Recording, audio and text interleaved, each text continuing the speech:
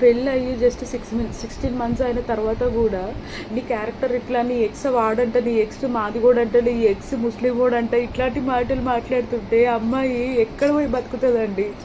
ఒక్కసారి కాదు 2 సార్లుగా డెలివరీ అయ్యింది.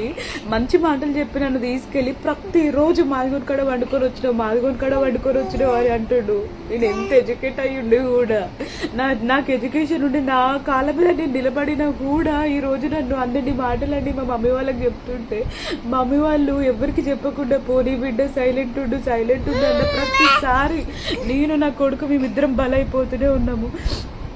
మీరు చెప్పండి, ఇంతమందికి మీ అందరు కూడా పెళ్ళిళ్ళు అయినాయి కదా, మీ భర్తలు కూడా ప్రతిసారి మీ లైఫ్లో అసలు ఏం జరిగిన దాన్ని కూడా తీసుకొచ్చి పెళ్ళి అయిన తర్వాత మాట్లాడితే మీరు ఎక్కడ పోతారు? పోనీ సరే నీ హస్బెండ్ మీద నువ్వు డిపెండ్ అవుతున్నావు ఫినాన్షియల్ అంటే, అది లేదు. ఇన్ని గానం అడుగుతున్నా కూడా ఒక ఆడపిల్ల సైలెంట్గా ఎట్లుంటుందండి?